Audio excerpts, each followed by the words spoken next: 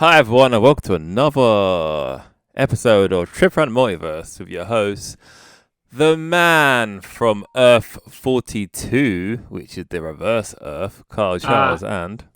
I was going to say the reverse evil version of myself, CY Chung.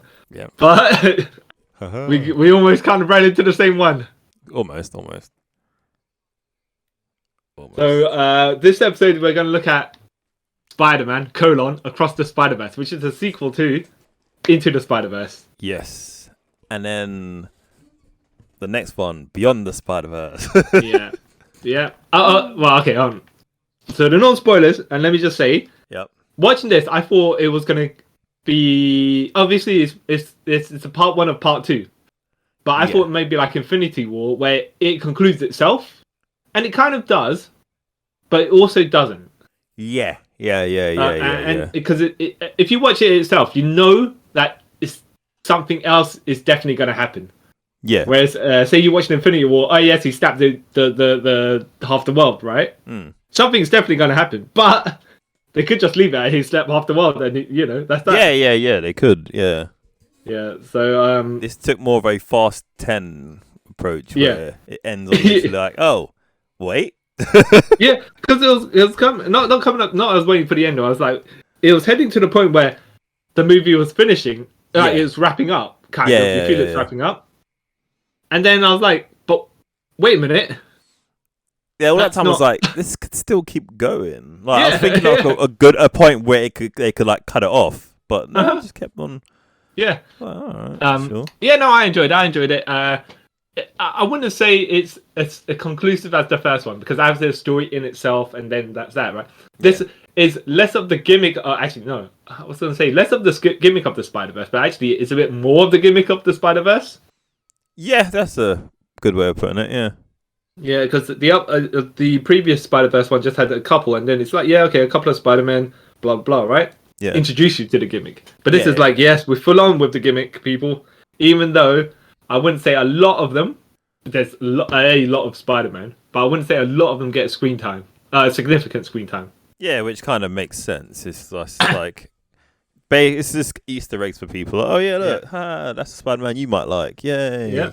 I will say, Miguel O'Hara, Spider-Man 2099, is a bit different to his personality at the end of Into the Spider-Verse. But I will say also, they had not settled on a story yet back then. And I could see how he became from that little jokey, like minor jokey version, which is a bit more fun, to this version here, which is a bit more solid. Yeah, they kind of explain it how it could happen. However, he must also be on roids, because he's massive. Yeah, he's huge in this. I know, and obviously he why they drew him like that and everything like that made sense. Okay. Yeah. But what happened to the version? Into the Spider-Verse, and you can say that's an alternate version of Miguel O'Hara. Fair enough. But yeah, all of a sudden he like Ryu in Street Fighter. They started taking the and Chris Redfield. Yeah, in, just juicing. Yeah. Yeah. Though we do see him do the Ivan Drago injections going on. Yeah, exactly. Yeah. Forgot about that. Yeah. But I found it fun. It was also other characters that were more supporting characters in the first one get more. They get introduced to give more of their background stories in this one, and some characters that were introduced in the first one don't actually make appearances here. Yeah, like Spider Noir, and he's not in this one. But I get like you spread it out between the people. Not everyone can star in everything, and not everyone. Like, some people are best saved for the next part, because there is obviously going to be a next part. They were going to do Across the Spider-Verse Part 1 and Across the Spider-Verse Part 2, so they were literally going to call it that. So hey, okay, yeah. I think the next one's coming out next year, right? Apparently, yeah. I was like, oh, okay, cool, because I was like, I can't wait another 5 years like the last one, because that's just annoying. But yeah, if that's the case, that's good. That's good. I'm happy with that. Yeah. What are your opinions on it? It's very enjoyable. I liked it. I liked all the cameos that appeared. It's like, I know that Spider-Man. That's cool. That's a callback to this. That's awesome. So yeah. No, I really enjoyed the film. It touched upon a lot of like sensitive topics, but like there was lots of like emotional bits in it. We're like, oh wow. Yeah. I see it. Miles has been through stuff. Yeah. You thought by the end of the first one, he's like, oh yeah, he's fams, right? Fams for life. Yeah. But as you grow older, it's not as simple as that. Sometimes it's stuff that will happen later on in your life that you at the time you think your parents are being out of order, right? Yeah. But actually, they got your best interest at heart. Sometimes, however, well, as far as Miles' family goes, anyways, right? Yeah. Yeah. So, but at the same time, they still got to be a bit firm. Yeah. Especially if your dad's a cop, like Miles' dad. So he's seen the worst of the worst, so he's gonna be a bit like overprotective. So it makes sense. Yeah. Especially with like how his uncle was and all that. Yes. Yeah. Even though I just realised that the cop bit, they only made up for like the film and the games. What, Miles' dad? Yeah, being a cop. Because in the comics, he's not a cop or anything. Well, yeah, he was a SHIELD agent, apparently. Yeah, some sort of law enforcement, right? Yeah. Except that he was like, I hate mutants and stuff like that. Yeah, not. But that was, but when they start unveiling why, he's like, yeah, if as a former SHIELD agent, seeing all this mutant terrorism, whatever, you can have a hate on them if they've done something particular to you or the people you know. So it's not like the way he starts off in the comics is like he's been a bit less reasonable. Yeah. Which is why Miles in the comics can't say, "Oh, I'm Spider-Man," because his dad. Yeah. He hates anything with powers and mutants. Yeah. Not just mutants, by the way. Yeah, it's just them powers, them capes, as they call them. So, yeah. At least he's consistently hating everyone, right? Yeah. That's the thing. At least he's down with his hatred. He's not just like, I hate this one type of people. No, he just hates everything that's power. So yeah, okay. No matter if you're a mutant or a. Yeah, I think the change was. I think the change helps. Yeah, it makes more sense. Yeah, it's less messy as well, really. Yeah, and I will say, that Jefferson being massive. I mean, even Miles is gonna have really good genetics and get big. Yeah. or like Miles, Jefferson's just been pumping those weights. Yeah, he was doing it since the days when he was hustling on the street with his brother. Yeah, you know what? Yeah, because Uncle Aaron's not that big. No. And there was another thing in this film they changed. I was like, that's because I've always known it. It was fine to me, but seeing it in the film just confused me so much. Wait, is it a spoiler or is it a general? No, I think it's a spoiler. It's not a spoiler whatsoever. Okay, go on. Yep. It's like Miles' dad's surname is Morales. Is it? In the comics, it's not. Yeah. And then yeah. That's why it confused me off because they called him Mr. Morales. Like, okay. Wait, hold on. Let me just double check that because I just assumed his dad was Jefferson Davis. Yeah. Who knows exactly why Miles did not take his dad's surname, whatever, right? Whatever. Maybe they weren't married at the time that Miles was born, and they did all the paperwork, and then. Yeah, that's something I'll think of. But like in this, it just confused me. They called him like Mr. Morales. It's like what? And then there's a bit. Yeah. It's not a spoiler. There's a painter of his uncle on the wall, and it says Aaron Davis. I was like, "Oh no, okay. This is what I assumed, right? Not that he took his wife's surname because that's some Mike Bennett sort of stuff going on, right? Yeah. But it was more like because the child is called Miles Morales, so you just assume the dad is called Mr. Morales." Even though that's not the case, because it was the teacher that said it, right? Yeah. And then, someone else calls him like Officer Morales later on. I'm like, oh yeah. But that's because he's with his wife both times. However, and my logic, because it didn't. It was like one of those things where I was like, huh, all right. It didn't take it out of me. I was like, oh, okay. But I was just like, wait a minute, like you. I was like, for a second, I was like, is he? I'm not sure he's Jefferson Davis. But I'm guessing they're either friends of the of Rio, and that if she's called Rio Morales, you just assume that the husband's surname is Morales, Yeah. Or if, like, it's the teacher's case, it's like this Miles Morales, so his dad must be Mr. Morales. You just logically assume whether you're right or wrong, you know. But I'm pretty sure his name's Jefferson Davis here. Yeah, I was like, okay, and I just didn't. Yeah, I mean, if they wanted to, they could have just done it as Miles Morales Davies, but that's kind of like a bit. Yeah. That makes him sound like he lives in Xavier Castle or something like that, you know? Like, I just think it kind of done it to make it less confusing for kids. Yeah. Rather than Spain. Yeah. Wait. Are they married? Yeah. Well, I believe they're married. Okay. Yeah. It could just be like, if they're not married, he could still be, as far as people are concerned, that's your husband. Yeah. But just you just not actually legitimately married. Yeah. I don't know. We don't know. I think it's made it makes it less messy for like non-comic book people. And even us comic book fans that were thinking, I mean, you're like, wait a minute, did they ever explain that? Or was it just Miles just for this? It's just probably just for this. No, because Miles Morales is still just Morales, right? Yeah. Yeah. Whatever, right? Yeah. Like, hold on a minute. I never thought about it after all these years. And then wait a second. See. Yeah. I guess they just needed the alliteration, right? Unless they call him Daniel Davis, but you know, that's kind of. Anyways, just being sidetracked as we are.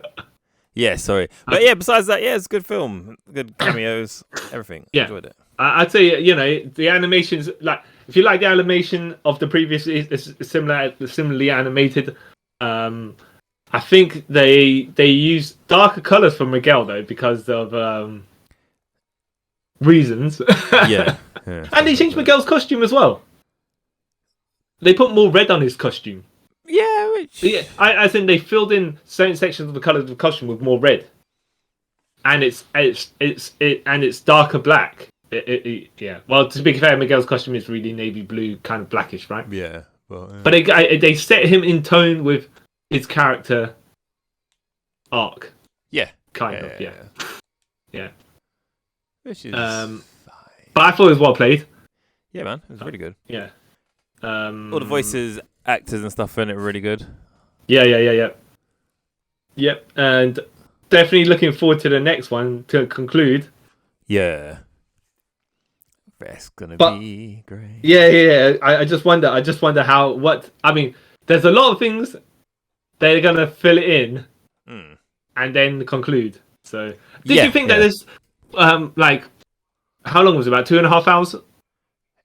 It wasn't. I thought for some reason just automatically assumed because like a animated kids film where it was me like an hour and a half. But that went for quite a while. Like, oh, this is. Yeah. I thought it was quite lengthy. Not like I was sitting there thinking of. Yeah. I was just like, wait a minute, I've been here for a while, haven't I? Like, oh, okay.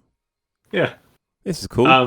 But you got to see some other more diverse Spider-Men, women, and entities. Spider peoples is Yeah. Well, no, some of them aren't people. That's the thing. Yeah, I'm saying like. Things? yeah, exactly. Oh, okay. Just before we get into the meat of it, are you happy that the Inheritors have no play in this whatsoever? I don't mind. Yeah, because the Inheritors is kind of a messy thing as it is anyway. Yeah, as in the Spider-Verse story, right? Because in the comics, the Inheritors had something to do with it. Yeah. You're like, nah, don't need the Inheritors in this. Yeah. I think they were actually in the first one. Would have been really awkward to be in. Yeah. I mean, as this is a two-part, you could have wrote them in and then conclude the next one, but they're also quite of a bit of a how do you streamline this? You can't.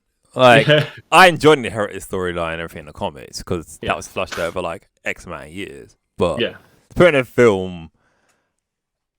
Oh, you sitting there like, really? What is?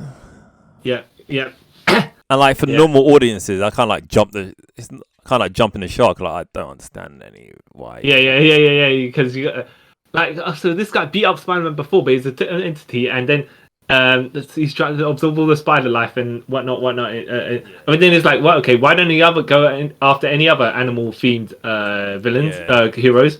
And if that's the case, what about Dr. Octopus? But he's not got powered by an octopus, but he calls himself Dr. Octopus, you know? Yeah. So how does that work? Like all that stuff. Yeah, it just gets more. So then is it like a guy going around a vulture god that's getting the vulture? Yeah, I mean, it's just. Yeah, but the vulture doesn't have the power of vulture as well, so, you know. So I'm saying it's just too much.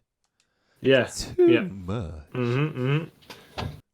Yeah, so, but would you think, like, are you glad the Inheritors have no part? As in, this Spider-Verse movie was nothing to do with the Inheritors whatsoever. They weren't the main villain. Okay, cool. You?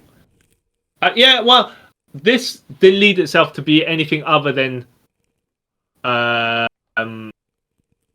what was contained within the story, if you know what I mean. No, there's no actual villain as far as the story is concerned at the moment. No. Yeah. Which is good because which is good, they have characters with different perspectives. Yeah. I know some people try to say that Miguel O'Hara's Miguel Spider-Man 2099 is the bad guy. I'm like, no, not really. Exactly. Well, see, when you watch the trailers, it seems like that's how he's positioned. Yeah. But that's not. But logically, when you know Miguel, when you've read the comics, it's like, yeah, he's a bit of a more a Batman style Spider-Man. He's okay. So Batman Beyond, Terry McGinnis is like Spider-Man, right? Yeah. Miguel O'Hara, Batman of Spider-Man's future, is more like Batman. Well, okay. Yeah. Yeah, but just because he's not jokey and he hasn't got a super. He's got a different kind of the sense of humor that he's got is like he was just say things straight and react, and that's funny. Yeah. Yeah. But I wouldn't say necessarily he's the bad guy. He's just that he's just he knows what's going on, and some other people don't know what's going on. And you try to tell them, but they also they got a baby face shine at the moment. So you can't how do you Yeah, because realistically, what he's doing makes sense. Except that sometimes, but parts of it doesn't. Right? No, it does. But then the rest of the entire the story that we're seeing also provides enough counterpoints. Yeah. But we'll get back to more spoiler because we could also say Miles is the villain here. Yeah, in a way, yeah. For just simply not listening. Yeah. To doing stuff that is counter what everyone else is doing. Yeah. So just guess. So at that point, like in Civil War, people get enough background to what they're doing, and you're like, all right, maybe. How about this? How about that? Oh, they actually do both have points. Yeah. Does the film provide you with enough evidence to see who's definitively correct? Not at the moment, but that's the whole point of it. Yeah, exactly. I'm good. Yeah. Okay. So spoilers. Yeah, spoilers indeed. Because I feel like we've got to the tip of where we're kind of saying stuff, but we're also not saying stuff. Yeah, skirting around certain things. Yeah. Okay. Spoilers. So this starts with Gwen Stacey, Spider-Gwen. Well, Spider-Woman, right? Yeah, or Ghost Spider if you're common as Yeah.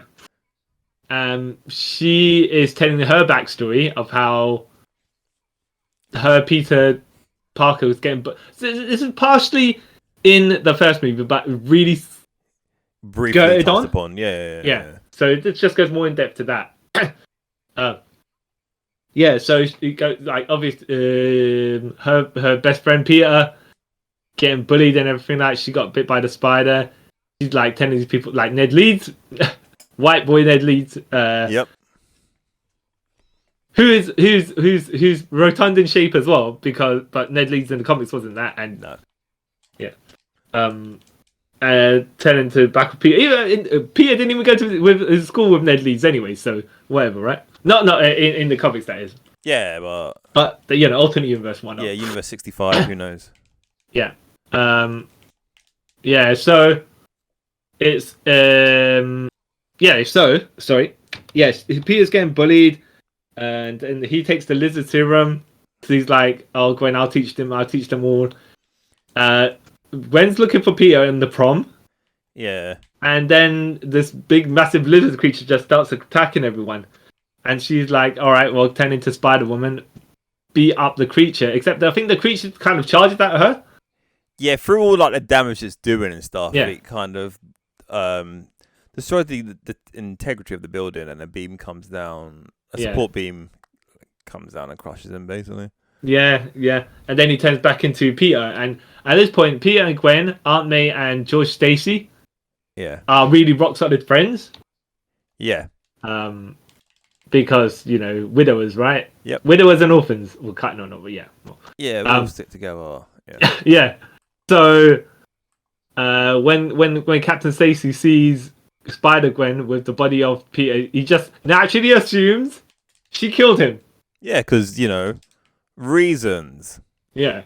No, I could get it. I get it. Yeah. It's just emotionally, he's like, all right, this guy looked like it was kind of like a son to me because, you know, we're fams. Yeah. But at the same time, so he's just whoever's just like Harry in the first Spider-Man film, right? Just automatically assumes Spider-Man killed his dad. Yeah. With blades, even though Spider-Man don't use blades. Spider-Man's MO is not blades, but yeah, sure, okay. It's just stabbing people in the crotch as well. Yeah. But anyways, so she had to go on the run because George Stacey's got a beef with a Spider-Woman. Yeah. So she's got to go and hide, and then also be Spider-Woman adventuring between that. Yeah. And she's talking about how she's like in her narration. I haven't seen Miles for quite a while, but you know that's because universes are apart and whatever. Yeah. She gives like a quick backstory of the first Spider-Verse movie, which is good because it just so you jump right into this movie. I think you can still get what's going on. You can still get what's going on because they kind of like cover their grounds and everything. Mm-hmm. Yeah. So she has to go and her dad in their flat. He's got to go to it's like a museum. It's not a heist. No, someone's attacking the museum. Yeah, someone's attacking the museum. You're like, oh, okay, that's cool. He's like, when I gotta go. She's like, all right, and then she's got her own police walkie-talkie and interceptor beam or whatever it is. Whatever. And she switches on. She finds out where he's going. Turns into Spider-Woman. Jumps out, and then they're talking. The police and George Stacey and who is it? These other police detective. I don't think she's named. She might be. What's her name? Thingy Toby, but I doubt it. Okay. You mean from the game? Yeah. Yeah. Who's a real character? Who's also Rafe. Rafe, yeah. So they're like, oh yeah, do you think Spider-Woman's attacking this building for no reason? Even they just seem to blame everything on Spider-Woman for. Yeah, it's like, okay, that's just kind of. And then Spider-Woman's just webbing people away. Yeah. Webs George Stacey away and says, "Oh, you're gonna find a way to blame this on me, right? Even though I'm out here and it's going on in there. All right, laters." Sure. Jumps in there, has a tussle with. It looks like Vulture, but it's not Vulture, and it's animated very differently. Yeah, it's Vulture from I want to say middle-aged time version of him. Yeah, like the 16th century or something like that, right? Yeah. Where he's made this. It's not steampunk wings or whatever, but that sort of stuff. And he's drawn like it's on parchment paper. Yeah, which is pretty cool. Yeah, exactly, and all this stuff with like wooden and all that, like arrow, like bow. What's it called? Bow and arrow and stuff like that. Crossbow. Yeah, crossbow. Yeah. And sometimes got bombs and stuff like gunpowder, all that stuff, right? Yeah, she's taking him way too lightly. Yeah. Because there's a situation where she could handle him, but she's like too busy, not mouthing off, but just like, this guy's showboating and stuff. Yeah. Yeah. So she gets caught in he's going to shank her. Yeah. And Miguel and Jessica Drew from alternate universes come along. Yeah. No, sorry, not Jessica Drew, Jess Drew, because they're different people. Yes. You are correct. Yes. Yeah. Jessica Drew being original Spider-Woman. Yeah, and this Jess Drew pregnant. Yeah, which was hilarious. I was like, I was like, all right, fair enough. Yeah. And her costume's different, and I think this is a different Spider-Woman. But then, of course, there's many different Spider-Women. So yeah. So yeah, they help Gwen take care of the Vulture, even though he's causing quite a lot of chaos for one guy fighting 3 spider-powered people. Yeah. But that's because I think at this point he's like, take me back to my world, whatever, right? It is. Yeah. Because he's just come through the portal. So he, as far as your villain logic is concerned, right? If people don't do what you tell them to do, you're going to destroy enough property and cause enough damage until they do, even if they don't know what's going on. Yep, that's how it works. Yeah. I mean, like, you're drawing attention and negative attention to yourself, right? And you're asking these people for help, essentially. Yeah, that's how it works. But no, because you're threatening them to help you, even though they don't know what's. Yeah. All right. You know. Yeah. Stupid people. Yeah. Yeah. So, I think is this where Gwen helps to save a kid? She could help save a kid, and then. And her dad's got the gun on her, right? Yeah, but there's a reason. I think they stop a helicopter or something dropping into the museum. Yeah. And they kind of trying to invite Gwen to come with them to join the Spider group. No, I think that's after, because that's when he puts a gun on him. Yeah. So I tag you in. Yeah, she puts dad pulls his gun on him and says, "Spider-Woman, you're arrested for the murder of Peter Parker." Yeah. And he's like, "Really?" She's like, "Oh, really? You gonna do this?" He goes, "Yeah, because we know you killed him." He's like, "Do you think I really do that?" He's like, "I don't know what to believe." And then he goes, "Okay, Dad, I'm gonna show you something." I mean, not Dad. He's basically, she shows her dad that she's Spider-Woman.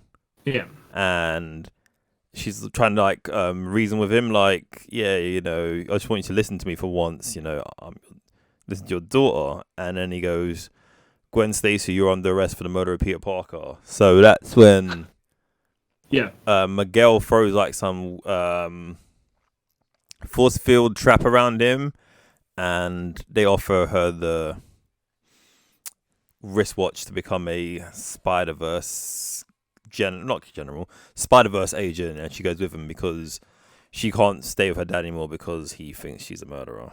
Yeah. I was like, oh wow, that makes sense. Yeah. Cool. That's kind of like all heavy stuff. Already in the first 10 minutes. Yeah, it was an action adventure movie, but kind of now it's like oh dear. Wow, they really went hard with this one. Okay.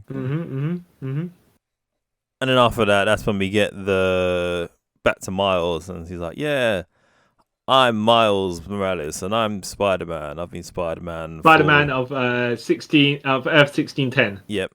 Well, he doesn't say that because he's not, but he says he's Spider-Man. We see Earth 1610 on the. Yeah, I like it, by the way. They do tell you what Earth is going on. Yeah. Where is going on at what Earth, because it only makes sense to, right? Yeah. But you're saying, sorry. Miles with his new costume as well, which is kind of like everyone who encounters just says to him, "Are you bleeding from the armpits?" Yeah, I was like, I didn't notice that until that either. I thought he might have his comics costume, like not exactly like that, because I know the red webbing will be horrible to draw all that time. So it feels like the version of it without the red webbing. Yeah, I think they could do that, but I don't know if you would say maybe he will get that at the very end of this trilogy. I think his current costume is a bit plain, is all. Yeah, but you gotta remember he's like a kid, so. Oh yeah. He's actually grown, by the way. Yeah. Grown in height.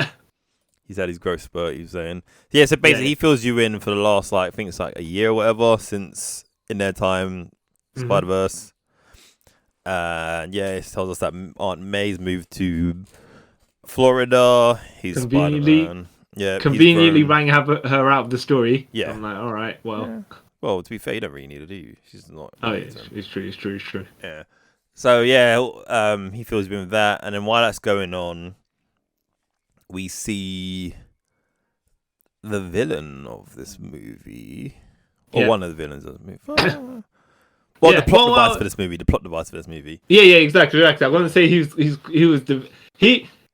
is not the villain of this story yet. He just sets it in motion. Yeah. Yeah. So his parents are in a parent-teacher, whatever it is that they do. I can't remember what it's called. Something to do with him going to like college later on. Yeah, exactly. And while that's happening, he's trying to swing across the city to it. Yeah. And he's messaging his dad. His dad's messaging him, and then he encounters the Spot. Yeah, he's trying to rob an ATM. Yep. Being a terrible robber. I like this character of the Spot, by the way.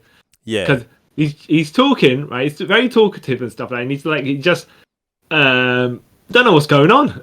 Yeah, he's just literally like making up as he goes along. Yeah. Yeah. Which I like, because bless him. Yeah, and he's like trying to push an ATM through one of the big spots. Yeah. That he made, and then it can't go through. So then the guy he's robbing is like, "What are you doing?" He's like, "Dude." Gets a baseball bat, tries to fight the Spot, even though he ends up hitting himself because the Spot's creating spot holes. Yeah, which he can't control properly. Yeah. Yeah. Miles is making fun of him, and then he's like, "You, Spider-Man, my mortal nemesis." Yeah, and Spider-Man's like, "I don't know who you are," and then he tries to give his backstory, like, weren't paying attention. Like, what? yeah. And then he's just talking. He's just talking at Miles. Yep. Like, come on, man. You know who I am? I'm that scientist guy from when you threw the bagel in the first film. No, you didn't say the first film, but you know, and all that stuff. I see how you made me and I made you because the collider, and then you came and stuff like that. Yeah, and he's like, I'm not listening, dude. So he's like, I don't care. So then they fight for a while through the city, going through like the holes, the black holes and stuff. Quite an inventive fight. Yeah, it's pretty right. Well. I really enjoyed it. And then Miles kind of thinks he stops him, and then makes it to the meeting with his mum and dad. Yeah, and pretend that he was kind of there the whole time. Yeah. Which he likes to do in his film, pretend that he's there the whole time and not. Yeah. And then the guidance counselor, guidance counselor, tries to say, yeah, you know, Miles, if you tell him your story that, you know, your parents are like not immigrants but came from hard times, and dad like, I'm a police sergeant, we'll be captain next week, you know, we're not that hard off. Okay, well. And then he says some story and says, yeah, that could be your thing to get into college. I'm like, yeah, you see, you're ethnic, right? Yeah. You've got you're part African American, you're part Puerto Rican or whatever she said. She's like, you use that as your in for the college that you need to go. Where is it? The science, Preston, whatever. in New Jersey. Yeah, exactly. And they're like, we don't need to gimmick him up to get him in there. No, he's smart. But everyone loves a sub story, you know. Yeah. Everyone likes to cheer the underdog and stuff like that. So yeah. And they're like, wait, what? Is this how things work? Yeah, it does. And then does he get alert that Spot's? No, he looks out the window. He looks out the window and he sees Spot doing his thing again. So he's like, I gotta go, and he runs off. Yeah. And then his dad gets a call as well because the police saying that the Spot's doing his thing. So they all leave except for the mum, and the guidance counselor goes to the mum, he's lying to you. He's like, what do you mean? He's lying to you. There's more going on than what you lot believe. Yeah. And then the mum starts thinking like, okay, that is true. Yeah, that's kind of sus, you know? Yeah, it's like, it does make sense. He keeps disappearing a lot. And then after that, Miles goes back to fight the Spot. Yeah. And this time his dad kind of gets involved. Not on purpose, though, because obviously he's a police officer. So more hijinks happens. Wait, yeah, so Spot was like, well, if you're not going to take me seriously, I'm going to go back to where it all started. Yeah. because they're flying towards the Alchemac building. Yeah. Well, they're flying in that direction. And I think Spot realizes, all right, well, if you're going to think I'm a joke, I'm going to power myself up. Yeah. So this is what I'm going to do. Yeah. So they get there.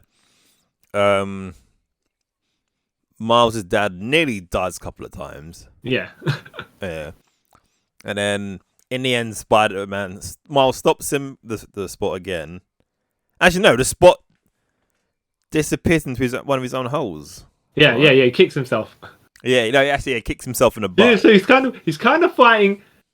He's fighting Miles, Spider-Man, while Jefferson's kind of assisting, but kind of not. Yeah.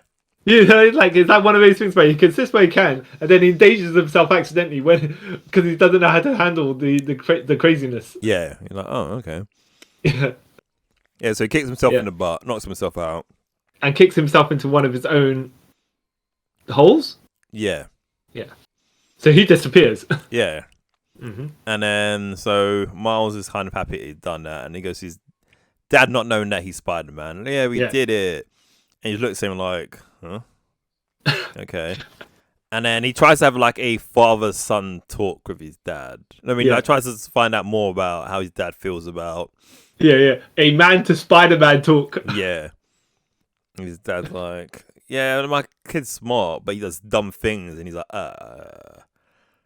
okay, sure. Well, just give him a chance, he'll be fine. And Miles putting on a fake deep voice as well when he's doing it. Hilarious. Like, he'll be fine.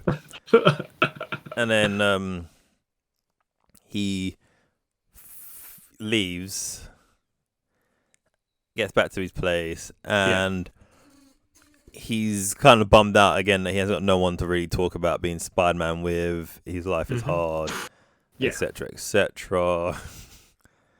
And then we get the end of Spider-Verse 1, where he's sitting on the bed, and then the portal opens up, and it's Gwen. Yeah. So then Gwen comes through. They start talking. He's happy again that he gets to see Gwen. He misses her. He's got his book that he's drawing pictures of Gwen in. So it's like, right, Miles, this is not creepy at all. Yeah, no, kind of. Yeah. I mean, yeah, not creepy. Well, you know what I mean. Like, you miss your friends to have the same powers as you. It's not that she happens to be an attractive girl and happy this. No, I'm not a stalker. Oh. Okay, cool. Yeah. So then they catch up. They go swinging through the city, living life, as two young kids do. Yeah. Gwen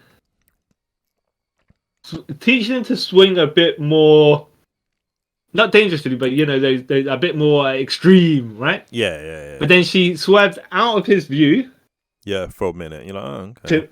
To throw a what's it called? Spider surveillance. Somewhere. Yeah. And then he's like, oh, where's she gone? And then he basically she kind of swings back with him, and then yeah, come waiting for you, Miles, waiting for you all along. Yeah, he's like, oh, okay. Yeah. I don't think she's lying to me because she wouldn't. Yeah. And then after that. Oh wait, did we miss that about? Oh yeah, I missed out a bit about how Miles got grounded. Sorry, because he wasn't there at his dad. Oh, we missed a whole chunk of it. Yeah. In that case. Let's quickly just say it. Yeah, so Miles gets grounded because it was meant to be his dad's celebration party for him being promoted to captain. Yeah. And he was trying to get a cake, but while I was getting a cake, all this other stuff happened, so it stopped. Crime was happening, right? Yeah. Crime don't care if you got a... Normal Spider-Man stuff was happening to him on the way there. Yeah. Yeah. So and he tried to swing around with the cakes, and then he was like, you know what, I just got to take a taxi now. Yeah. And then the taxi drives off while he's dealing with crime. Yep. And so by the time he gets to the rooftop celebration for his dad trying to make a speech saying, yeah, I love my wife and I love my kid. Yeah. He's not there. Dead silence because the kid's not there. Yeah. my kid, wherever he is, I love him, man. Yeah. So then he comes. But I think that adds to their thought of him being a bit flaky and whatnot. Yeah. Plays into it, yeah. Yeah, so he comes with his two cakes, which are which messed up now, and Miles is like, Miles is like, what do you mean I wasn't here? I was here. I was here all along. What do you mean? Yeah. And they're like, oh no, it's not. Oh. And then they have a go at him. Yeah. Because something's going on, but he's not telling them something, right? So which leads to, as you might do, maybe as an addiction, right? They don't say it, but maybe there's something going on. Maybe he's falling in a bad crowd. Maybe, Uncle Aaron was like that. So it's not as if your conclusions are unfounded, and stuff like that. And then, for some reason, as you do in fiction, right? When there's a tense situation going on where people have raised voices, all the music and all those conversations suddenly stop. Yeah. Yeah, and then or you just get just there you are, right? Being not humiliated or embarrassed, but just like, oh wow, this is 100% awkward. Yeah, like, there's nothing to recover from this point. Which is hilarious. Yeah, Jefferson's like, so what are you telling me, Miles? And then that record scratches and stuff like that, and he's like, Miles like, you know what? I'll just ground myself. Yeah. So that's why he's in his room, and that's for the Gwen Stacey bit, whatever. Yeah. Mm-hmm. Yeah. So then after Gwen gets the spider tracker in a place where they think the spot's gonna go, we go back to Miles' dad's party, and Mum's like, I don't trust that girl. Why would he? She looks a bit too old for him or stuff. Just casual things, Mum. Oh yeah, wait, is that afterwards? Is that afterwards? Yeah. Oh yeah, no. As in. So she appears in this room. Yeah, right? they appear in the room. They go swinging and all that stuff. Then they come back, and then they go to the party. Oh yeah. No, I was gonna say, when did Rio say that she didn't trust Gwen? But yeah. There was. Okay. Yeah. And then Gwen, and then she's shown Peter the watch. He's playing with Miles the watch. Miles. Yeah. He starts. Oh yeah, no, yes, yeah, okay. So yeah, what is hold on, sorry, just one. Yeah. So Miles is underneath the water tower with Gwen talking, and Rio and Jefferson are just making judgments on her. Yeah. Because she's got punkish looking hair and stuff like that. And they're like, yeah. I don't know, is she making Miles be dodgy and whatnot? And, we should go over there. You know how parents are. Also a little bit nosy, but obviously when you're a kid. And then they're jokingly making assumptions about Gwen. They're not saying, "Oh, that is the girl." They're like just nudging each other, saying, "You know what? I wonder. Is this it? Is it? Well, let's go and find out." You know how? Yeah. You what you do is you try to nudge someone else's thought process in a certain direction, so then you have a reason to go over there and start nosing about and getting your information. Yeah. Yeah, so then the alarm goes off. Yeah. And then she heads to where heads to where she left the tracker, but she gets there, it's too late. Yeah. You see holes in the building. It's like, oh, so then she uses her device and it has like wait, so I think you forgot to say that Miles was following her. Said afterwards, yeah. Oh yeah. Okay. Yeah. Well, I was gonna fill in some other bit as well because go on. It's a bit like when she goes off. She goes, "Oh, I've got to, I have a situation. I got to kind of go now, ish, right?" The teenage girls being teenage girls. When Miles' parents are over there and they're saying, "Oh, who's this young lady and whatnot?" Yeah. And Miles is kind of like introducing. He's a little bit like sullen when she leaves, and Rio and Jefferson's like nudges Rio, and then he's kind of like, "All right, I'll you deal with this relationship stuff." Yeah. Right, but they're both in sync because he's like, yeah, without saying. Yeah. And so she's like, "Oh, Miles, man, I know we grounded you, but you can tell me anything, yeah." And it's clearly you want to you have a good friend over there, whatever the situation is. You should you should go after her. Yeah. Yeah. And he's like, yeah.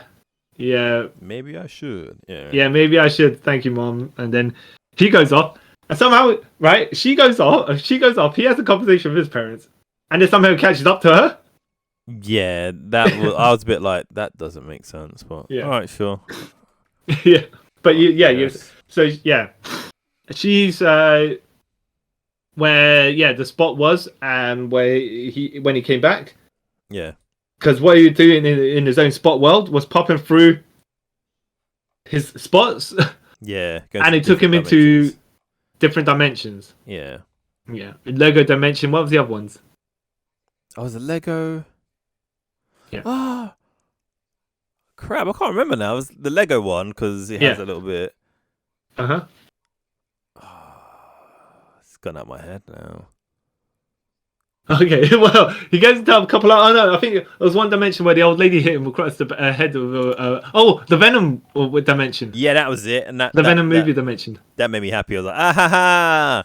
Ha, Venom. Yeah. And then, some random dimension where a lady just kind of smacked him with her handbag and stuff like that, right? Yeah, but didn't really say which one that was. Yeah. Yeah. Oh, yeah, Venom. Yeah, and so Gwen's like, all right, there's this flat, or this where is this building has exploded in for some reason. So let's use video action replay to reverse the footage to find out what happened. Yeah.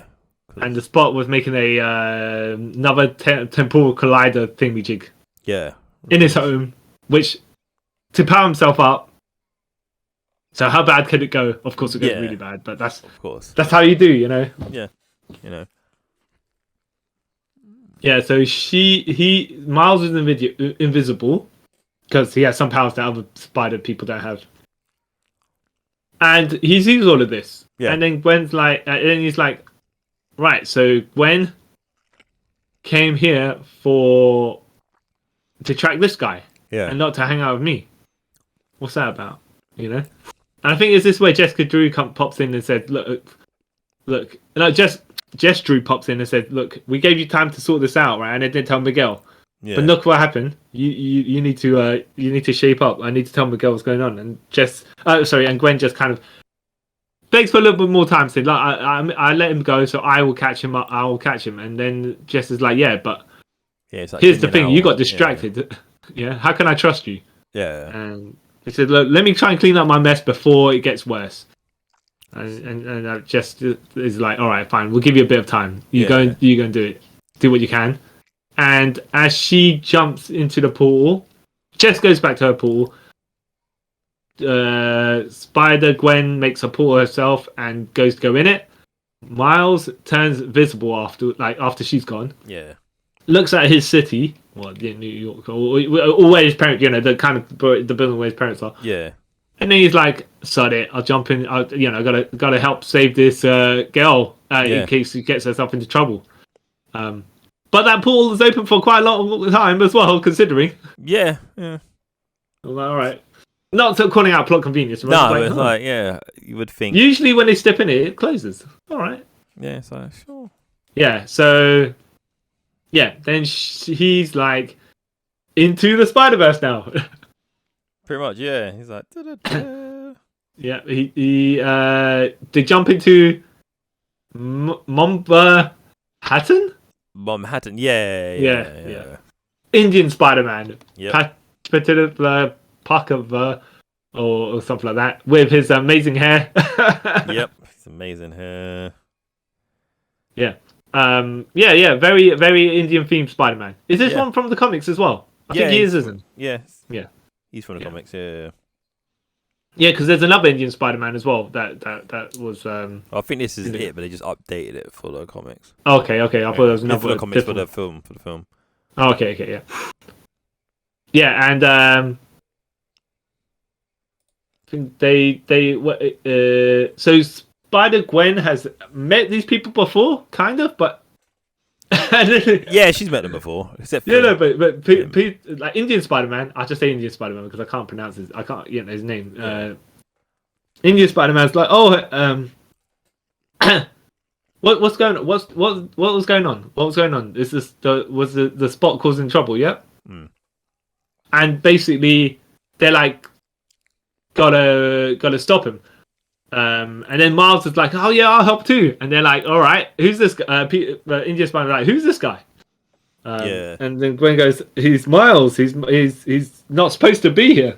Yeah. And then then Indian Spider's like, "Oh, does he know about Howbie Brown?" And he goes, "How are you guys even working together? I feel the tension." Yeah, it's making it all like awkward. Like, oh, this guy. Yeah, exactly. And then he starts dropping hints about, oh, there's someone else, like Gwen's seeing someone else, but not, and stuff like that. And he's just like, wow, everything you're saying is you either do it accidentally or all on purpose, because there's it's like no middle ground between how you phrased every single thing you said. Yeah, it's just just making this worse. Yeah. You're not cool, man. You're not cool. Yeah, but he does actually come off as a very charismatic character. Yeah. I liked him. Yeah. But he's just on one of those where you're like, he's just like, oh man, please. Yeah, it's like, dude, read the room, sort of thing. Yeah, it's like, come on, man. Even though he has good intentions and stuff like that, I guess he just doesn't. He's just like, all right, let's think about what is going on before I mention other names of other people that and make it sound like situations that it's not. Yeah, wow. So the three, it takes the three of them to handle the spot, even though the spot is like basically heading over to this universe's version of the Alchemax. Yeah, for the collider, because that's what Yeah, that's what he wants to power himself up with. And Howbie Brown actually helped. He gets the alchemist building, and then does Howbie Brown appear, right? Yeah, he gets the alchemist building, and he shuts this. He goes to where the collider is, and he does like a force field. He presses the security force field world, and they can't get through it. Yeah. And Miles is about to try his new power, some new thing he's come up with, and before he does it, I think he's because he could do that electric jolt. Yeah. And I think he was going for a bigger version of it. Yeah. And then he went to do it. By the time he went to do it, Howbie came in and he destroyed it with his guitar power? Yeah, the power of acoustics. Yeah. And Howbie Brown, by the way, coming in with maximum charisma. Yeah. He was... I thought for some reason, right? Because I didn't know who voiced Howbie Brown. I was like, oh, is this Idris Elba? But it wasn't. No, it's Daniel Kaluuya. Yeah, I thought, oh, is this Idris Elba? And then I was like, he started to sound more and more English and less like Idris Elba sounds. Yeah. And I was like, is this John Boyega? Nope. And then I was like, oh no, I don't think it's them either. No. But those were the first two guys that popped in my head because of the coolness, right? Yeah. So I assumed Idris Elba right away. Yeah. But then the English, the Englishness, like the way that John Boyega says certain things, I thought it was him. Even though I think he was on the advert before the entire thing. Yeah. That's why I shoot. But yeah. But this is the other guy, right? From Black Panther. Yeah. Black Panther, Nope. Get Out. Yeah. Yeah, that's that guy. I was like, oh yeah, he's great. Yeah, Howbie Brown just coming in there, stealing the show just by walking. Yeah. I'm like, all right. And his little intro was pretty good as well. Yeah. Yeah, I like that. Mm-hmm. Because he gets animated differently as well. That's what also sticks out. Apparently, I don't know how true this is. To do his character, it took 5 years. That's why the film took so long. Oh, jeez. I was like, because his character has that sort of not glitchy animation, but those cutouts and everything like that. Yeah. And it changes kind of tone and texture and color and everything like that. So I can see why they would have done that, because it really does suit the character. Yeah, man. Yeah. How it must be a pain to do. Pain to animate. Yeah. Because when I saw the thing about it take 5 years, like I can see that. I can see why it took so long, and why they probably did this one and the next one at the same time. Because yeah. So I think what they try to do is web the spot. So they do a spider person chain to try and pull the spot out, and what happens when he sets the collider off, I think the wave washes over Miles as well. Yeah, because Miles tries to talk the spot out of doing the collider thing. Goes, I'll listen to you now, I'll take you seriously, and then it's like it's too late. Yeah. You brought this onto yourself, and then the collider goes off, and then which starts I want to say a chain reaction. Yeah. And things in Manhattan start collapsing. So why the buildings collapsing and falling down to the public? the Spider team try and save as many people as they can. Yeah. And try and stop the building from like falling killing anyone. Yeah. So they're doing that very well as it goes. But before that, sorry, quickly going back, when that wave washes over him from the collider, Miles, he gets a vision of his dad dying and Spider-Man India's girlfriend's dad dying. Yeah. But he pays no attention to it, whatever.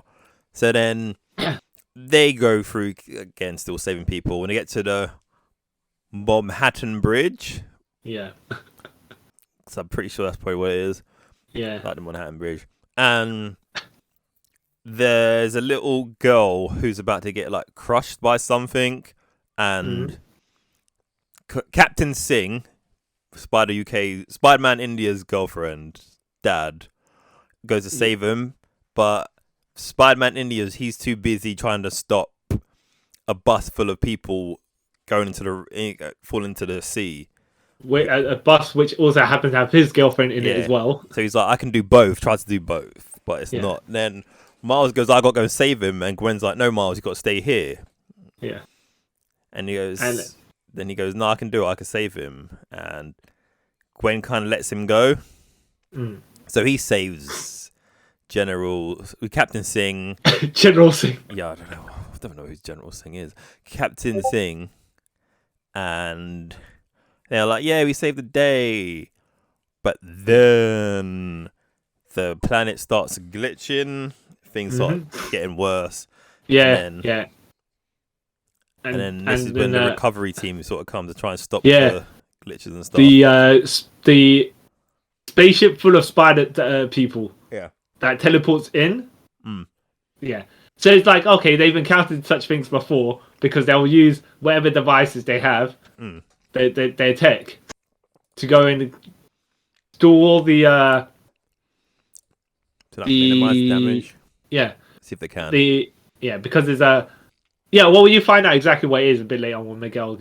Anyways, the Spider Society have to stick their whatever items, their technology to stop the worm or the wormhole from getting bigger or whatever it is in the center of the So they kind of saved, but they also kind of like in a state where you're like, okay, how's this going to get resolved? Yeah. I mean, how are we going to fix this rather than put a band-aid on it?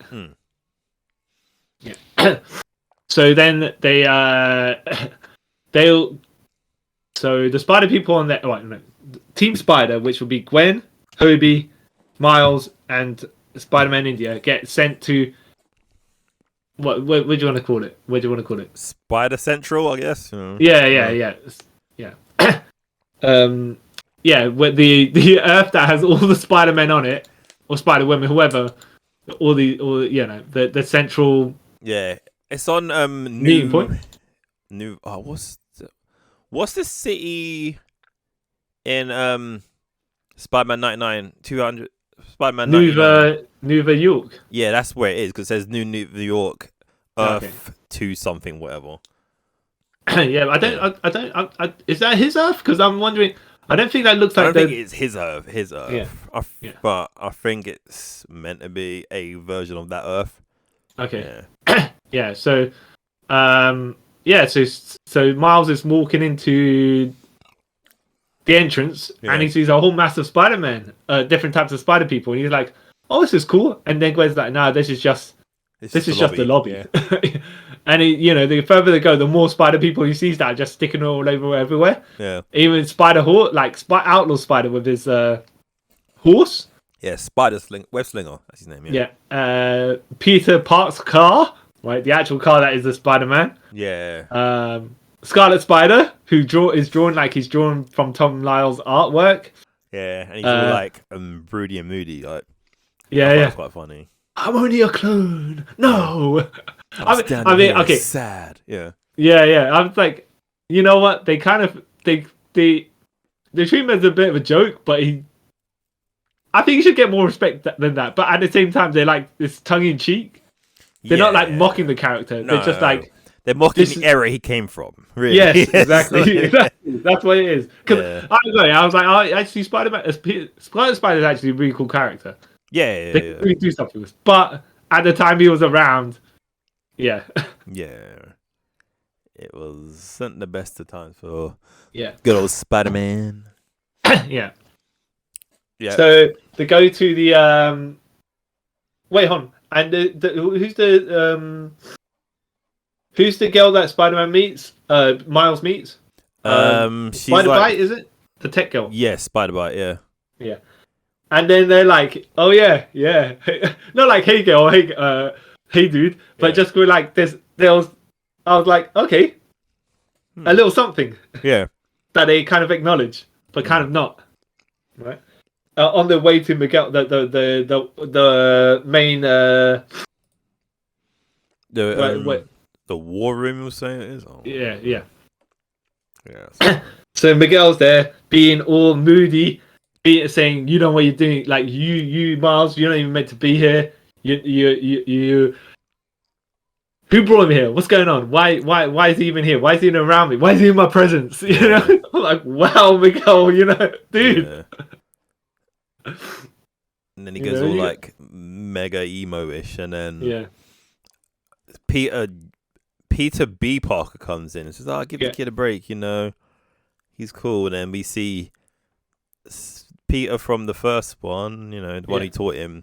He's there living his life, and he taught a kid, and he's like happy to see Miles. He's in a robe, which is hilarious. Yeah, Spider Dad, basically. Yeah, basically, I'm calling him Spider Dad. It makes more sense. Yeah. And he's walking. Yeah, because there's loads of Peter Parkers around, Yeah, so Spider Dad makes more sense. Yeah, and he's got Mayday Parker. Yeah. His daughter Mary Jane. He's got like he can shoot webs as well and stuff like that. Crawl upside down and everything. Crawling over Miguel just being like a statue. Like this ain't funny. Yeah. I'm trying to tell him off. You're distracting me. Go away. Making me look weak. Yeah. Yeah. And then as the baby crawls over him across his arm, he actually puts his hand out to cradle her. Yeah. Even though he's still stone faced and still telling Miguel off. Bit. I was like, that's cool. Miles off and he's just like, yeah, all right. I like that bit. That was cool. And then Miles is like, what? Look, what is your issue, man? Yeah. Like non-confrontation, but just like, dude, man, what's going on? Yeah. What's your beef with me? I haven't done nothing to you. And he's like, well, you're disrupting a canon event. Like certain events have to happen. Yeah. Like all these Peter Parkers, had their Uncle Ben's die, and then you see a clip of Tobey Maguire. With, that was cool. Yeah. I was like, and you see Andrew Garfield as well. Yeah, but he goes, and he's like, and all these Peter Parkers have their what's it called? The captain that dies. Yeah. Yeah, exactly. But the captain dies rescuing a kid or something like that. And technically, and George Stacey from the original Spider-Man 616 universe, because they used the comic. They animate the comic. Yeah. He's rescuing a kid.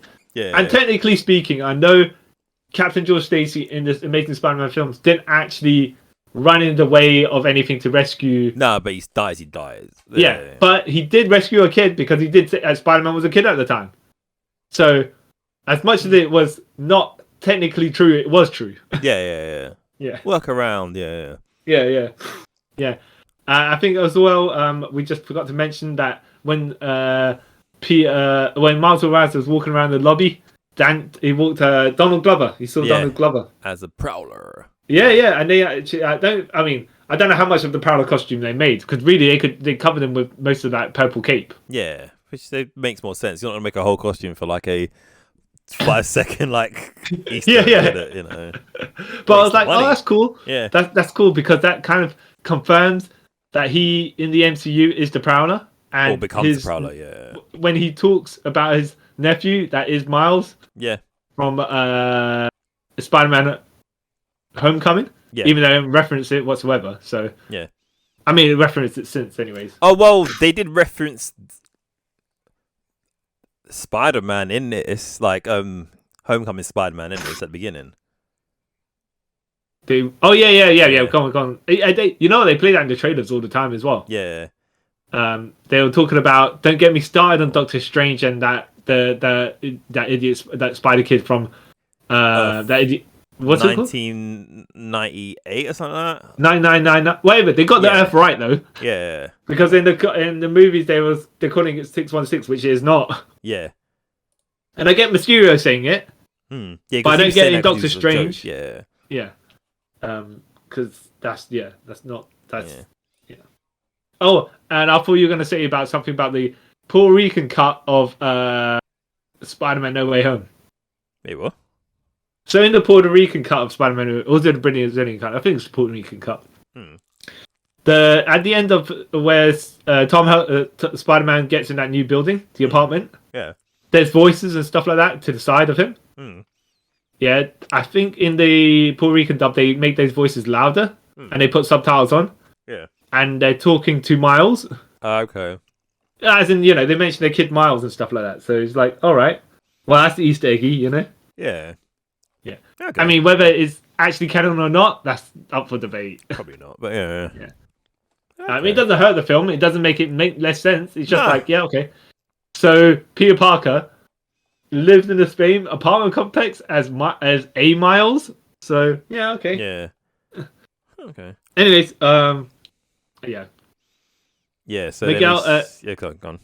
Miguel's going into his backstory about how, like, Miles is like, I saved the guy. I don't see how that could have caused any problems. Like, like him dead. That's the other way to go, and we don't want to be killing people. We're Spider-Man, we're meant to save people, right? Yeah. And Miguel's like, look, right, this is what happens. This is what happens when you disrupt a canon event. Miguel O'Hara from an alternate universe died. Right? I went to take his place afterwards. And I tried to live his life and everything like that. Had a kid. He had a kid and I didn't, but he had a wife and all that stuff. And my world was gone, so I lived his life. But then his world started collapsing around me because I wasn't meant to be there. It was glitching. Yeah. Everything just basically shuttered and blinked out of existence, and I caused it. So he blames himself for Yeah, which makes sense. Yeah, the entire dimension getting wiped. So it's like, don't muck about with stuff you don't know, because then you'll cause problems like this. You kill like 6 billion people. Oh, okay. Yeah. And that's when Miles remembers about the vision he saw of his dad dying. Yeah. Yeah. And then Miguel's like, look, you can either save your dad and doom your entire universe. Yeah. Or you can let it be. Oh. And then he's like, look, you're not even meant to be Spider-Man anyways, because the spider that bit you... Because you know what? I don't know if it's a retcon or not, or they thought about it in advance or anything like that, right? But that spider had 42 written on it. Yeah. And they explained that it's because that spider was from F42. Yeah. And it escaped from the Spider Central. Because they were getting all these spiders or whatever it is. They were tracking them. Because they wrote the 42 on it. Oh, okay. Yeah, okay. Yeah. Because they whichever Spider-Man, whichever Earth, whatever, right? Whichever spider bites the Spider-Man. Yeah. Yeah. And then he's like, but that spider came through the collider and bit you, and so that Earth does not have a Spider-Man, right? Yeah. And you weren't even meant to be Spider-Man your Earth, and your Spider-Man died because of you. And I'm like, wow, Miguel, that's kind of a bit of a... That's like, dude, that's harsh. That's super... No, it's not harsh. It's just like, wait a minute. You can't say just because he came Spider-Man that's why the other Peter Parker of that Earth died, because they were separate events. No, but I think I took it as that he kind of knows bits of the future. Ah, right. That's how I kind of took that part as. Yeah, I thought he was just like he's trying to say to blame him for, he's just trying to take his anger out on Miles, but he's applying things that don't work in unison just to strengthen his point, which then makes him sound a bit more unhinged, which then leads to him being, look, you're not speaking logic, therefore you are not the villain of the film, but how they portray him is like he's more antagonistic. Yeah. And therefore you sympathize with Miles more. Yeah. Miguel's not necessarily wrong, but at the same time, it's just like it's just like you don't know conclusively what you did was what caused that Earth to get wiped out. You're just assuming because you were there and you did it, and you just happened to be not of that Earth. That's why that Earth got wiped out. Yeah. Yeah. Not to say there isn't evidence one way or the other, but when one thing happens, you apply the logic you have, whether it's right or wrong, because there's no other basis to do it. Can't just jump to conclusions. But yeah, I just thought, like I said, I just took it as that he knows the future, like certain bits of the future. That's why he knew that was going to happen. Oh, yeah. Well, to be fair as well, he also talks about how, Miles, you got to let your dad die, so to save your world. So, yeah, maybe. Yeah. And Miles is just like, look, we're Spider-Man. We don't let people die if we can save them. Yeah. Right? So I'm not going to let my world die, and I'm not going to let my dad die. Because you're just allowing murder to happen in that case. And therefore, you are, what's it called? Not an associate, what's the word? An accomplice, isn't it? Yeah. And he's looking at people for backup, right? He's looking at Gwen and whatnot, and they're like, and Peter's like, they're like, well, like that. Yeah. And then he's like, all right, well then, F this, and he makes a run for it. Yeah. And then everyone chases him. Miguel's like, put out all the points bulletin. He's like, capture Spider-Man. And then all the other Spider-Man. Yeah, do the meme. They look like you. Yeah. Obviously, all the Spider Women and all the Spider Horses and all the Spider Cars are like, they're fine, no, not too yeah. And the Scarlet Spiders, they're like, not us, mate. Yeah, nothing to do with us. Yeah. So all the people who wasn't called Spider-Man. Yeah. We're like, okay, we're fine. Yeah. Even Spider's man, if he existed here, would have been like, well, no, I've got an S at the end of Spider, so not me. Yep. And Man Spider, he's like, nah. Oh, it was funny. It was funny. But yeah, they start chasing Miles just because Miguel says to. Yeah. I know. Like, yes, Miguel probably had the technology, and he probably started the whole thing. So kind of, they do what he says, but they kind of do what he says without wondering why. They're just like, all right, there's this guy here, and we got to capture him. Let's go and catch him. Howbie Brown's just like, nah, none of this, mate. Yeah. Because he's down with authority. That's what made me laugh. Like he's going like he's down with authority and all this stuff, and like, but then you joined this team. Yeah. And then he's like, I'm out of here, and left. Like, oh. Yeah. Did he leave his tracker? Because I thought he left his tracker as well, and I thought he pulled off his. Unless he's stolen some throughout the time. That's the only thing I could think of. Yeah, because I thought he took his spider device off.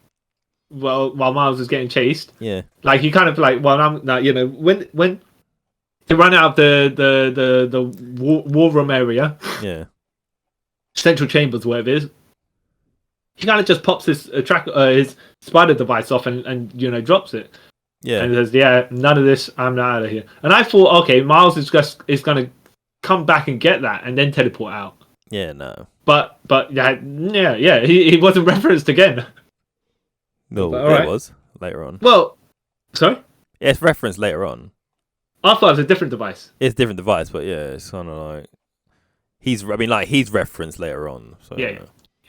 So Miles, they're chasing him across the entire of Earth 900. Whatever it is, yeah. Yeah. Miguel using his blades that he has on his arms, but they're not really. Oh yeah, we got to mention this on Miguel injecting himself with whatever spider stuff he was. You know what? Okay, you know how Peter B. Parker was describing Miguel like, he's a vampire buff Spider-Man or something like that. And I was like, yeah, but he's not, because that's not how Miguel. Like, unless of course that this version of Miguel is right, but because I think they call him a vampire because he's got the fangs. It's a yeah. I can't remember. And he's got the red eyes. Yeah. I think he does drink blood. Yeah. At a certain point. Well, no, drink blood, but the blade serum, Yeah, something. There's a reason why, because in the comics it's like as well, but I really can't. Yeah, remember. I think that was slightly different because I think they jokingly call him a vampire. Yeah. Right. But the vibes he's giving off is like, Yeah. The way that he crawl, like people crawl with fingers flat on their whatever object it is, yeah, the wall or whatever. Yeah. Miguel's got his talons out. Yeah, because he's got the claws. Yeah. Yeah, and they're like, all right. I'm like, okay, really, I'm trying to make him look threatening. All right. Okay. Yeah, I mean, look, that's the story they're telling, which works. So because they never tip him into actual villainy or anything. No. Yeah. So everyone's chasing Miles, and Miles is just like, you don't know, like they're like, Miguel's like, where are you going? Where do you even know what you're doing? You have no plan. You've jumped across the flying cars. You're going up the rocket into space, right? Yeah. Why? Yeah. This leads nowhere. This makes no sense. And that's why you're not a Spider-Man. Yeah. Right? You don't belong here. You nothing to do with us. We don't want you. Even though it's just him that didn't want you. You never was a Spider-Man in the first place. You should never have existed. And I was like, wow, right? He's a teenage boy. Yeah, it's kind of messed up. up. The teenage boy, you know what he looks like, right? He's probably outcast already because he's only got two friends. One of them lives in the alternate universe, the other is Ganke. Who, by the way, did you notice was playing Spider-Man? Yeah, PS4, yeah. Yeah, except that he was on the... He wasn't... Like, Miles kept on walking in front of the screen when the character was there. Yeah. So he was playing a PS4 game that was suspiciously similar to Spider-Man, but not. No. I was like, oh. Product placement, yeah, and it's just like, wow. I mean, look, Miguel, Miles is an ethnic minority. You can't be saying all this stuff to him, making him feel even more outcast than anything ever. Miguel can say it because he's an ethnic minority as well. Oh, okay. Yeah. No, yeah. Yeah. But it's just like, the way he's delivering this stuff is just like everything that Miles, that Miguel has a beef with, yeah? He's just like gunning for Miles, and it's like, Miguel, man, for some reason, you're kicking off on Miles, and he's just a boy trying to live his life. Like, the thing is, like, it's like a problem, like, or not a problem, but it's like a thing with all these, like, issue that all these films and stuff have. If they just told him from beforehand, like, by the way, there's certain things you can't do. Yeah. Because it'll mess up the timeline or whatever. Don't do it. If they told that to him before, like, okay, cool. As much as it sucks, I may not save that guy. You know, not just... nudge, wink, wink, and then he'll go back to his universe and do it and save his dad anyways, right? Yeah. So it's like, you know, but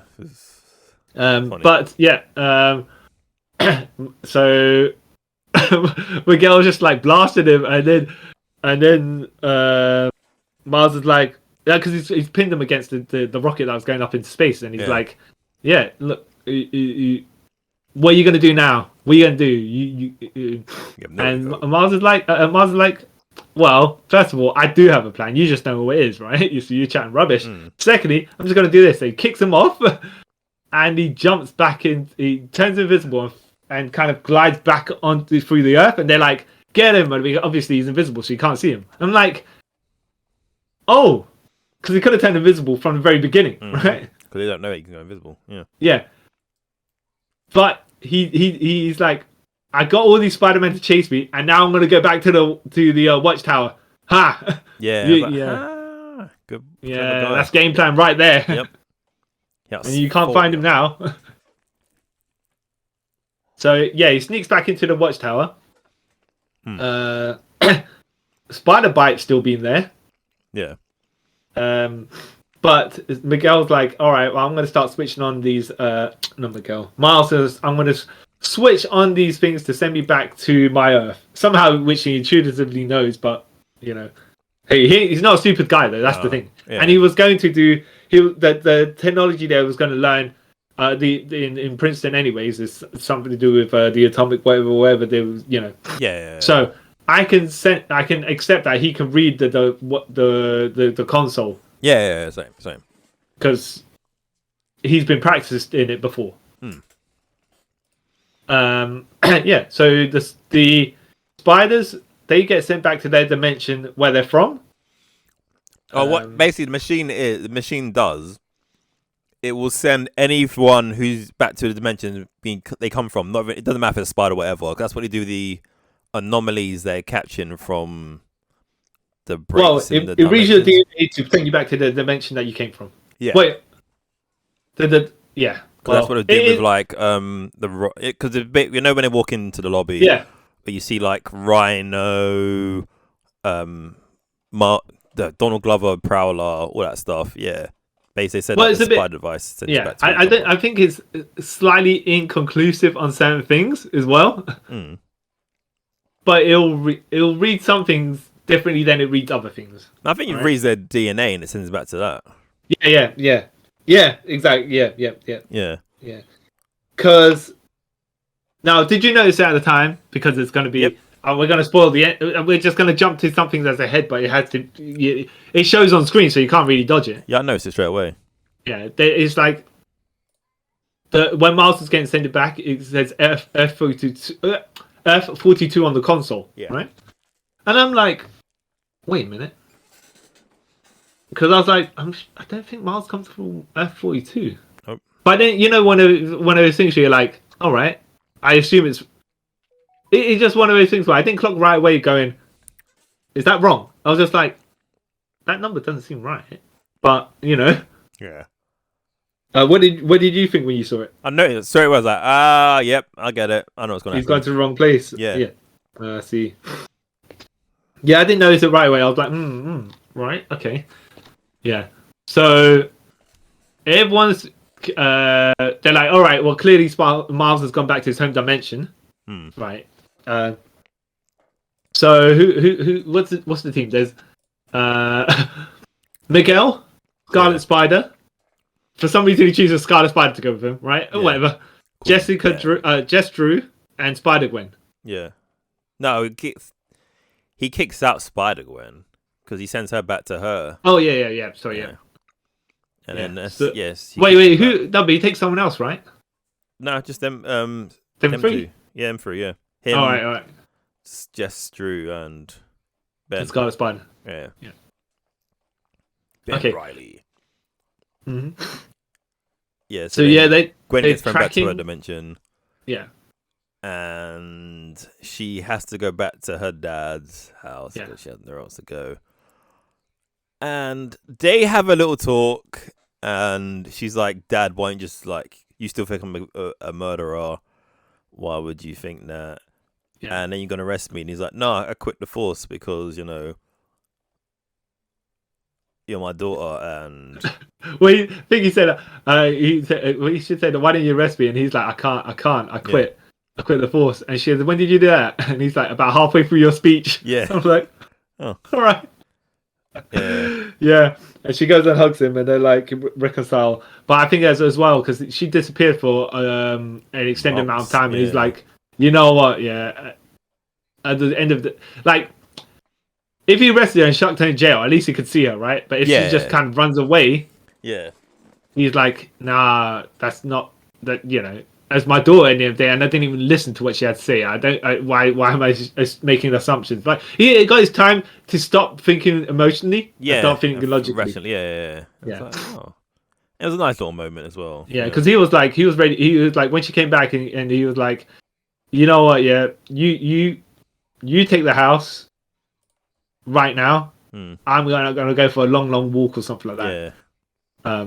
But she's like, but because obviously it's like one of those things where it's like, yeah, okay, there's tension, but if she's come back now, let her be for the moment. Yeah. But no, they have a good heart to heart. Yeah, it's very nice. I was like, oh, bless her.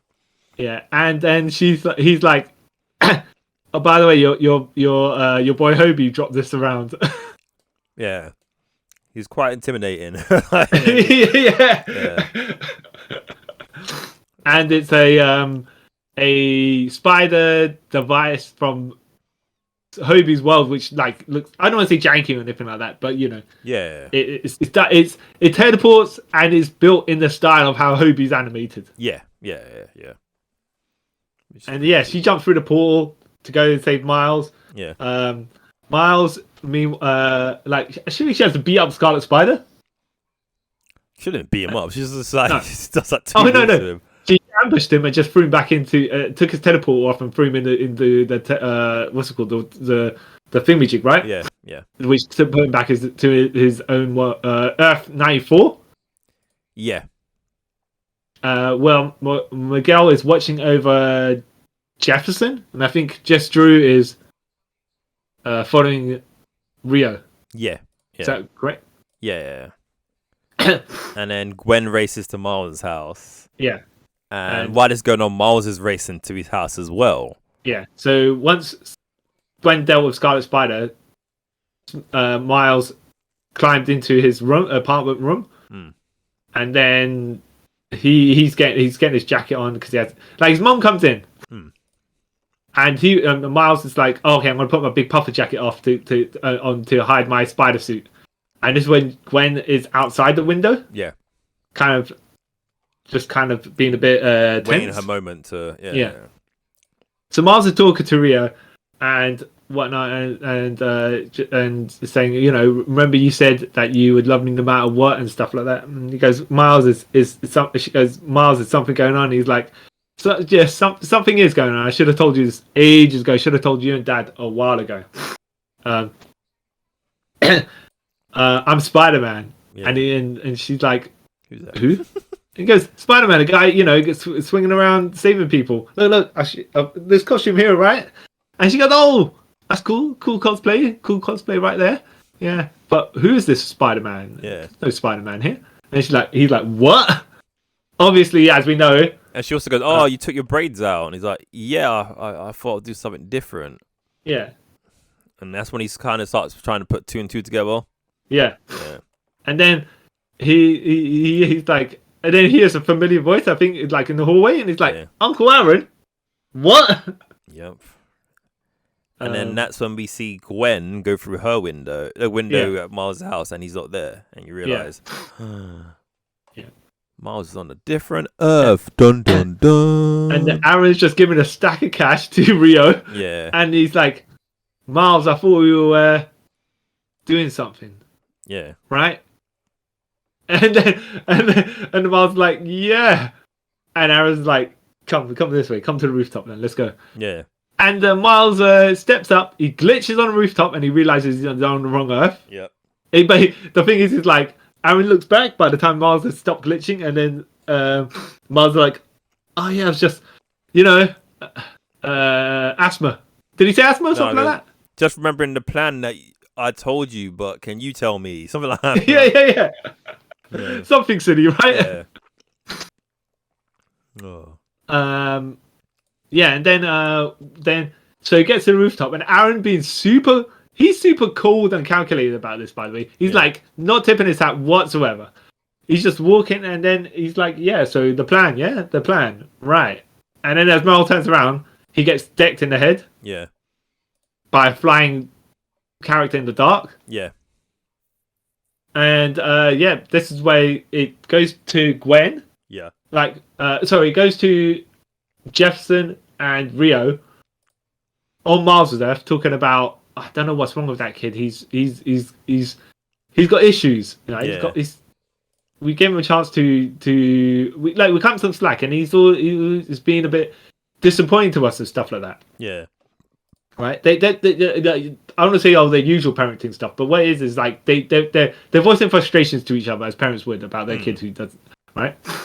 And Gwen obviously is like Gwen's hearing it, and she steps out of the Miles' bedroom, right? Yeah.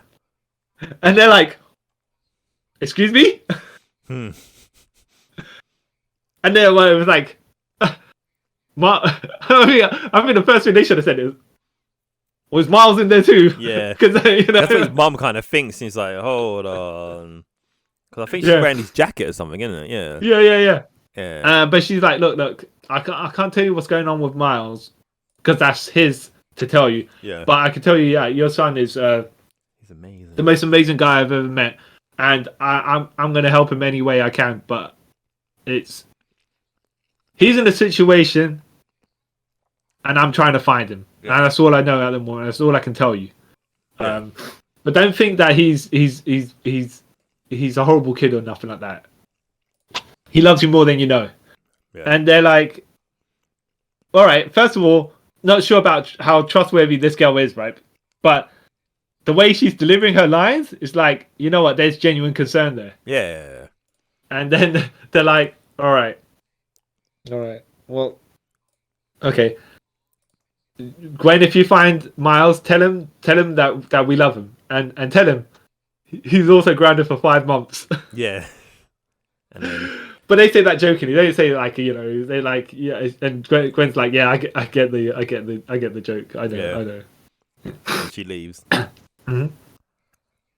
And then we cut to Miles tied up in a boxing bag with chains and whatnot, talking to Aaron, saying, "Look, oh no, I forgot to say the bit where when they came out of when they went to the rooftop and they see that Jefferson Davis, like the spray paint mural, yeah. And that's what Mark the world like on fire and stuff like that. You know, he's like, this world has no Spider-Man, and then that's when he realizes which Earth he's on. Yeah. And then he's like, Uncle Aaron, we you don't have to be the Prowler. We can resolve this. We've got we can help you. Yeah, exactly. You don't have to be a bad guy, man. I never thought you was a bad guy. You was the coolest man ever to me. Yeah. Yeah. So, and Dad wouldn't want this. The stuff we're doing in his memory. Your brother, right? And then, so you don't have to be the Prowler, or you could have the Prowler on the side of the good people. It's not too late to turn back, stuff like that. Yeah. Then he goes. And Aaron's just like, no, I'm not the Prowler though. Yeah. And Miles like, right, okay. He goes, I'm not the Prowler. He is. And then you see kind of like a crouched figure on the wooden beams. Yeah. Of wherever they are. He jumps down, walks up to Miles, and I think at this point it's like before even this point, I was like, all right, well, I guess I know who the Prowler is, yeah? Not that it was a shock or anything, like, and no, it's like, predictability and whatnot, but it's like the good kind of predictable. You're like, all right, when the Prowler takes off his mask, because it can only be one person, right? Yeah, exactly. Yeah. It's Miles Morales from that universe. Yeah. And Miles is like, right, okay. And the Prowler's like, yeah. And he's like, look, we can save this world. And Prowler Miles is just like, why do I want to save this world? Yeah. And then Yeah. Then it sort of ends, doesn't it? Yeah, he's like, wait, I need to go back to my world and save my dad, and I can help you save this world. And then Miles is just like, evil Miles. Well, not the. Yeah. Prowler Miles is just like, why do I want to save this dad, or your dad, and why? No, because Miles says our father, right, or something like that, right? Yeah. He goes, why would I want to save your dad, and why do I want to save this world? Yeah. Not like he wants to destroy it, but it's just like I don't need to be on the side of the good. Yeah.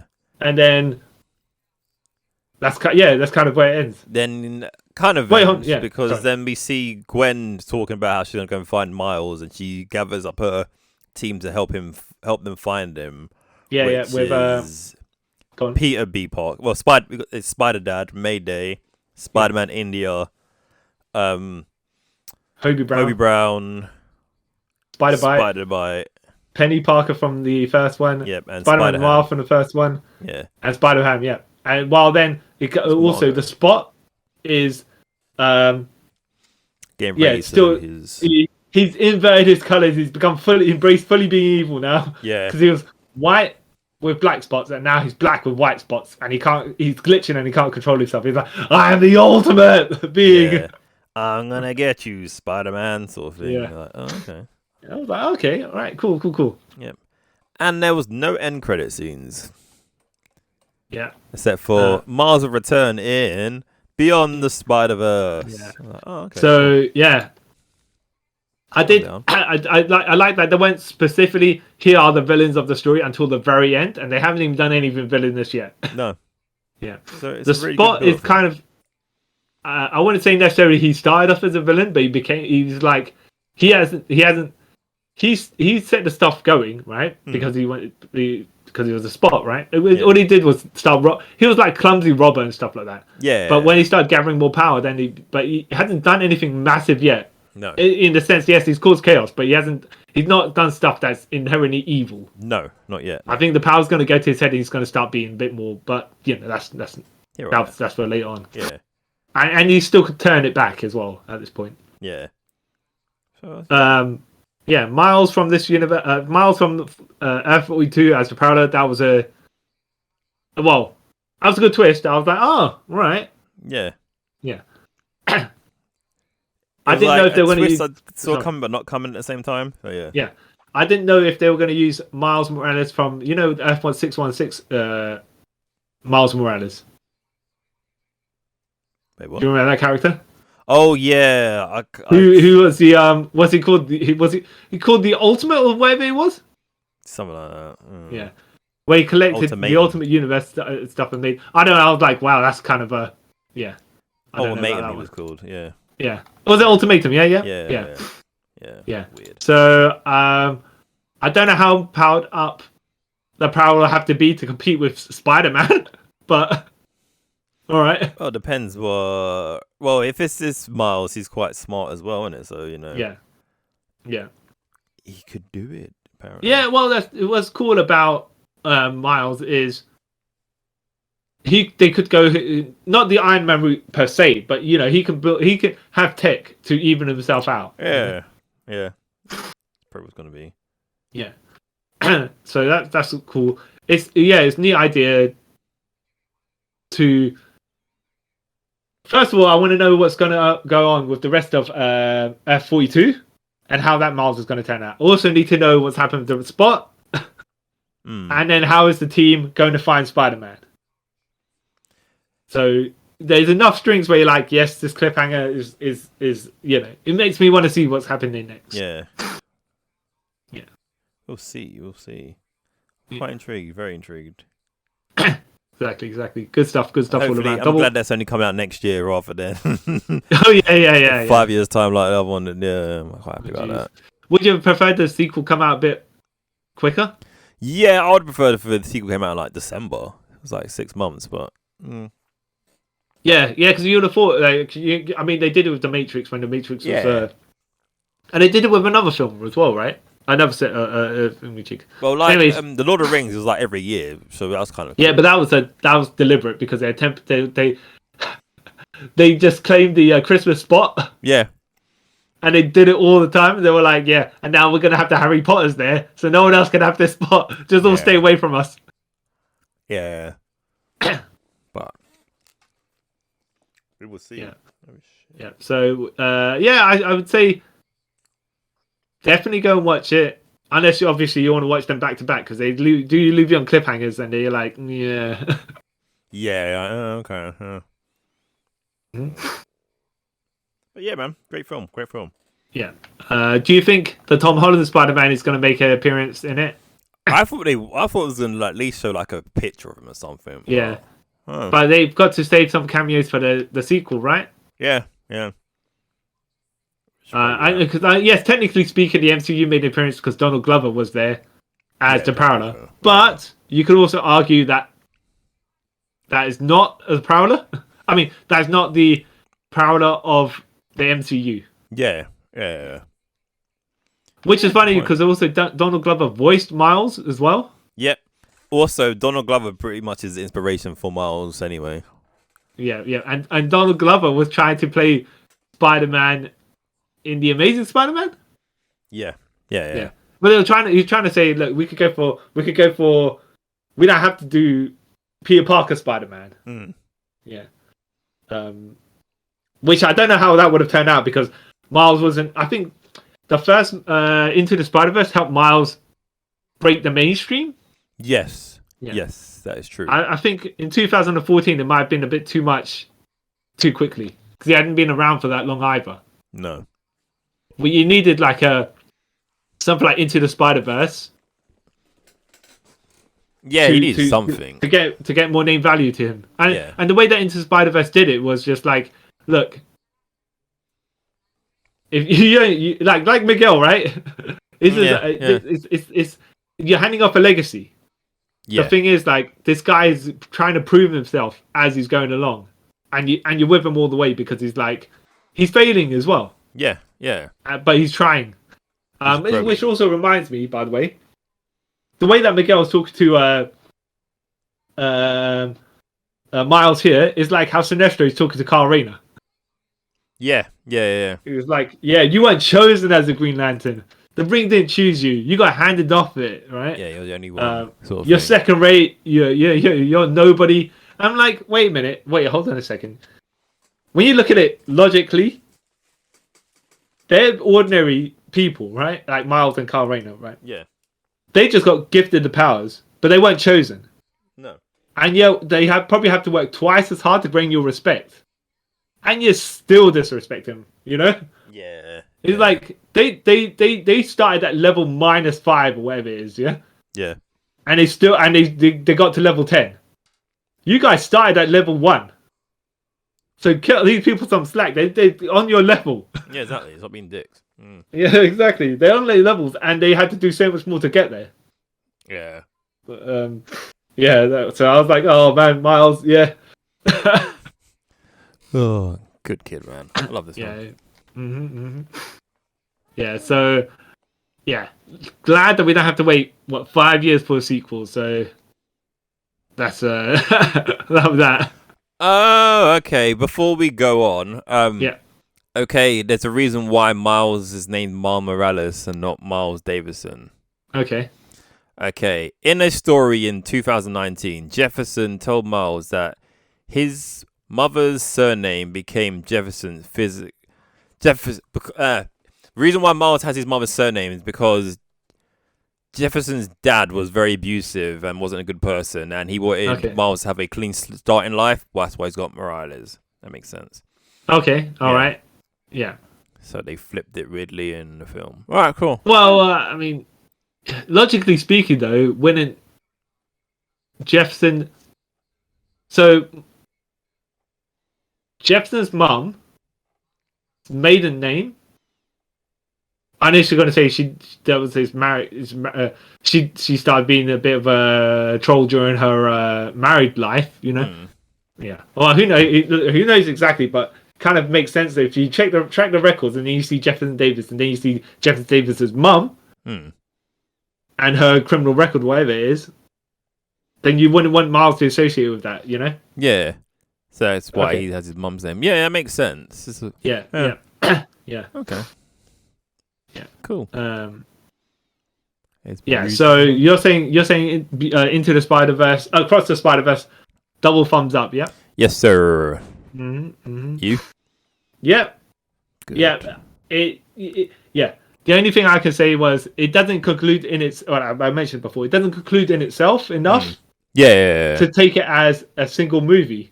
No.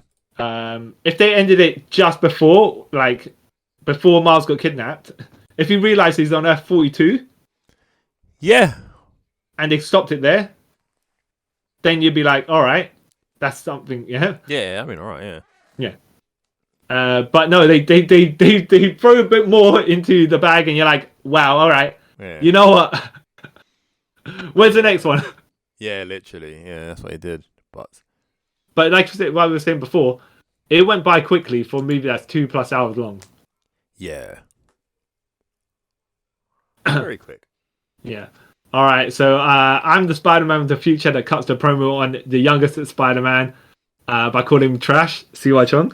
And I am the anti-authority cool guy who drinks pints in the pub with his mates while telling the Prime Minister screw himself, Carl Charles. And thank you for listening to us review Spider-Man Across the Spider-Verse. And have you seen the film yet? Did you enjoy it? Let us know, and you can do that by leaving a comment or sending us a tweet or Instagram message. If you're watching on YouTube, you can leave a comment in the comment section below. And don't forget to give us a like and a subscribe. Sorry, if you're watching on YouTube. If you listen to the audio realm, please could you leave a review and like a rating? I don't know, each platform's different, so you can give us 5-star or thumbs up. I don't really know. Mm-hmm. And until next time, guys, I'd like to thank you all for taking a trip with us around the multiverse. Bye. Bye.